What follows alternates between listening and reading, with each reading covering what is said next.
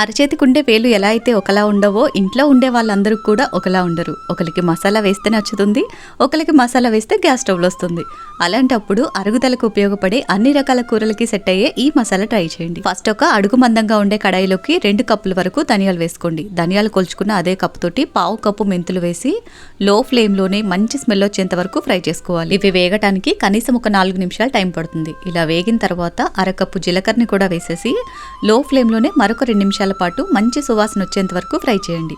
ఏ మాత్రం మాడకుండా దగ్గరే ఉండి ఇలా కలుపుకుంటూ చక్కగా వేయించుకోవాలి.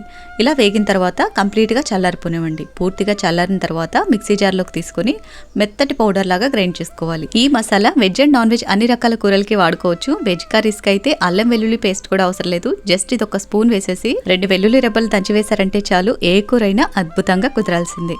జీలకర్ర వేసాం కాబట్టి అరుగుదలకు కూడా చాలా మంచిది. గ్యాస్ట్రిక్ ట్రబుల్ లాంటి ప్రాబ్లమ్సే ఉండవు. తప్పకుండా మీరు ట్రై చేయండి. వీడియో నచ్చితే లైక్ చేయండి. Thank you for watching.